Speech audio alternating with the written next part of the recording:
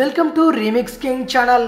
మన మనసు, శరీరం, ఆత్మ పరిశుభ్రత గురించి హిందూ మతంలో ఎన్నో సూత్రాలు ఉంటాయి. నిజానికి మన పురాణాలను బట్టి చూస్తే ప్రతి మనిషి రోజుకి కనీసం 3 సార్లు స్నానం చేయాలి. ఉదయం 4:30 నుండి 5 గంటల మధ్యలో ఒకసారి, మధ్యాహ్నం వేళ ఒకసారి, అలాగే సాయంత్రం 6 గంటలు దాటిన తర్వాత ఒకసారి స్నానం చేయాలి. కానీ ఈ కాలంలో అంత తీరిక ఎవరికుంటుంది? ఒకవేళ తీరిక ఉన్నా నీటి కొరత వల్ల అన్నిసార్లు స్నానం చేయడం కుదరదు. కానీ ఓ 4 పనులు చేసిన తర్వాత మాత్రం తప్పకుండా స్నానం చేయాలని సలహాదారుడుగా, వ్యూహకర్తగా, రచయితగా, రాజకీయ నీతి అవపోసన పట్టించుకున్న నిపుణుడిగా పేరుగాంచిన చాణక్యుడు చెబుతున్నాడు. లేదంటే ప్రాణాలకే ముప్పు అని అంటున్నాడు. మరి ఆ 4 సందర్భాలేంటో ఇప్పుడు తెలుసుకోండి. పెళ్లికి వెళ్ళకపోయినా పర్వాలేదు గాని తెలిసిన వారి అంత్యక్రియలకు మాత్రం తప్పకుండా వెళ్ళాలి అంటారు. అంత్యక్రియలకు వెళ్ళి తిరిగి ఇంటికి వచ్చినప్పుడు తప్పకుండా స్నానం చేయాలి. ఎందుకంటే చనిపోయిన వారి శరీరంలో బ్యాక్టీరియాతో పోరాడే శక్తి ఉండదు. దీంతో వారి శరీరంలో బ్యాక్టీరియా పెరిగిపోతుంది. అందుకే అంత్యక్రియల నుండి తిరిగి వచ్చేటప్పుడు ఎవరిని తాకరాదు అంటారు. ఇంట్లోకి కూడా బ్యాక్టీరియా రాకుండా ఉండాలని ఇంటి బయటనే స్నానాలు చేయమంటారు.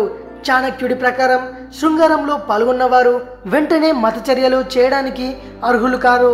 ఇలాంటి వారు తప్పకుండా వారి దేహాన్ని శుభ్రం చేసుకోవాలి. ఈ కార్యక్రమంలో పాల్గొన్న తర్వాత స్నానం చేయకుండా ఇంటిని కూడా విడిచి వెళ్ళకూడదు. స్నానం చేసిన తర్వాతే ఇంకే పనైనా చేయాలని అంటున్నాడు. మంచి సంగీతంతో మన చెవులను, అందమైన ప్రకృతిని చూస్తూ, మన కళ్ళకు రుచికరమైన వంటకాలతో మన నోటిని ఆనందపరిచినట్టే వారానికి ఒకసారి ఆయిల్ మసాజ్ చేస్తూ మన శరీరాన్ని కూడా ఆనందపరచాలి అంటున్నాడు చాణక్యుడు. మసాజ్ వల్ల మన చర్మరంధ్రాలు తెరుచుకుంటాయి.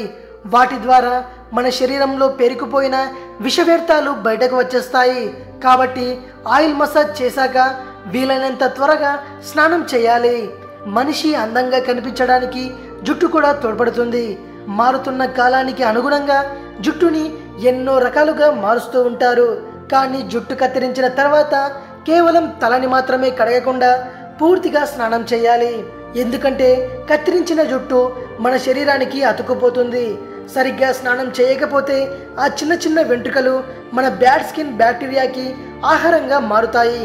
దీని ద్వారా మన శరీరంపై తెలియకుండానే బ్యాక్టీరియా పెరిగిపోతుంది. కాబట్టి కటింగ్, షేవింగ్ లాంటివి చేసిన తర్వాత తప్పకుండా స్నానం చేయాలని చాణక్యుడు చెబుతున్నాడు. ఇది విషయం. ఈ వీడియో గనక మీకు నచ్చినట్టయితే లైక్ చేయండి, షేర్ చేయండి. మరిన్ని ఇంట్రెస్టింగ్ వీడియోస్ కోసం రీమిక్స్ కింగ్ ఛానల్ని సబ్స్క్రైబ్ చేయండి. మరో వీడియోతో మీ ముందుకు వస్తాను. అంతవరకు సెలవు.